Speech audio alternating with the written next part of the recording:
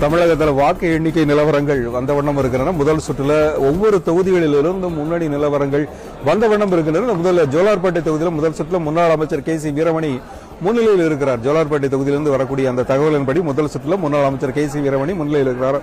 ராதாபுரம் தொகுதியில் முதல் சுற்றுல சபாநாயகர் அப்பாவு பின்னடைவை சந்தித்திருக்கிறார். அந்த தொகுதியில் தவேகா முன்னிலை பெற்றிருக்கிறது. ராதாபுரம் தொகுதியில் போட்டியிடக்கூடிய திமுக வேட்பாளரான சபாநாயகர் அப்பாவு பின்னடைவை சந்தித்திருக்கிறார். தவேகா வேட்பாளர் அங்கு முன்னிலை பெற்றிருக்கிறார். இதேபோல மன்னார்குடியில் முதல் சுற்று முடிவில் அமைச்சர் TRP ராஜா பின்னடைவு சந்தித்திருக்கிறார். அங்கு அம்மா மக்கள் முன்னேற்ற கழகம் முன்னிலை பெற்றிருக்கிறது. மன்னார்குடி தொகுதியில் முதல் சுற்று முடிவில் அமைச்சர் TRP ராஜா பின்னடைப்பை சந்தித்திருப்பதாக தகவல்கள் வந்திருக்கின்றன. அங்கு அமமுக முன்னிலை பெற்றிருக்கிறது. திருவொன்பூர் தொகுதியில் முதல் சுற்று முடிவில் அமைச்சர் அன்பில் மகேஷ் பின்னடைவு. தவேகா முன்னிலை பெற்றிருக்கிறது. தவேகா இதுவரையிலும் 59 தொகுதிகளில் முன்னிலையில் இருக்கிறது. சற்றுமுன் வந்த தகவலின்படி தவேகா 62 தொகுதிகளில் முன்னிலையில் இருக்கிறது.